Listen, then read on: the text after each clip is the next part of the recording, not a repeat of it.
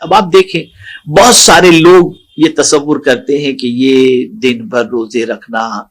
روزہ رکھنا اور پھر بھوکا پیاسا رہنا، یہ تو یار ایک قسم کی مصیبت ہے۔ تو میں آپ کو بتاؤں، ماہ رمضان ہمیں پاک کرنے کے لیے آتا ہے، پاک کرنے کے لیے۔ یہاں ایک مثال کے ذریعے میں آپ کو سمجھاؤں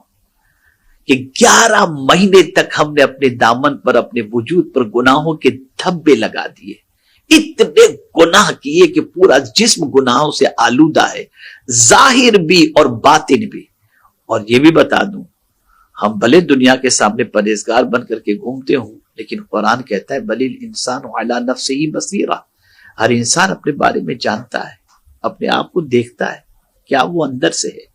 کیا اس کی کیفیت ہے، ہر انسان جانتا ہے۔ اب یہاں میں آپ کو سمجھاؤں، پاک کرنے کے طریقے ہوتے ہیں۔ آپ نے دیکھا ہوگا کہ ماں کی ممتا، اللہ کی ذات ساری تمثیل سے پاک ہے، لیکن ایک بچہ چھوٹا سا ننھا سا جب گندگی کرتا ہے، نجاست آلود ہوتا ہے، یا اس کے کپڑے گندے ہوتے ہیں، اس کے بدن پہ لگے ہوئے کپڑے جب گندے ہوتے ہیں یا وہ گندا ہوتا ہے، پوٹی کیا ہوا ہوتا ہے، تو ماں اسے جب دھلاتی ہے نا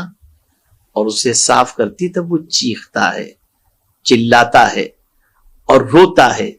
تو کوئی یہ کہتا ہوا دکھائی دیتا ہے یہ کیوں ایسا ماں کر رہی ہے، بچے کو کیوں رلا رہی ہے؟ لیکن ماں جانتی ہے کہ اس کی صفائی سے، اس کی گندگی کی صفائی سے اس کو راحت ملے گی، اس کی طبیعت خراب نہیں ہوگی، وہ بہتر ہو جائے گا۔ اور پھر آپ دیکھتے ہوں گے کہ گندگی کو صاف کرنے کے بعد، نہلا دھلانے کے بعد ماں پاؤڈر لگاتی ہے، اسے اچھے کپڑے صاف ستھرے پہناتی ہے، پھر اس کے بعد ماں اس بچے کو اس کی خوراک دے کر کے اس بچے کو سلا دیتی ہے، اور پھر بچہ اتنے سکون سے سوتا ہے اور فریش ہو کر کے بعد میں وہ اٹھتا ہوا دکھائی دیتا ہے۔ یہ مثال صرف سمجھنے سمجھانے کے لیے، میرے رب کی ذات ساری تمثیل سے پاک ہے۔ ہمارے جسم پر لگے ہوئے گناہوں کے دھبوں کو اللہ عز و جل صاف فرماتا ہے، ہمارے روزے کے ذریعے، ہماری تراویح کے ذریعے، ہماری عبادت کے ذریعے اللہ ہمیں پاک و صاف کر دیتا ہے، گناہوں سے نکال دیتا ہے۔ اللہ اکبر۔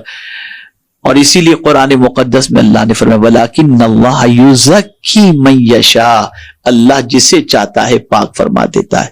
تو میرے پیارے آقا صلی اللہ علیہ وسلم کے پیارے دیوانوں، ماہ رمضان المبارک سے پہلے یہ مائنڈ سیٹ کر لیں کہ ہمیں گناہوں سے پاک کرنے والا مہینہ آ گیا،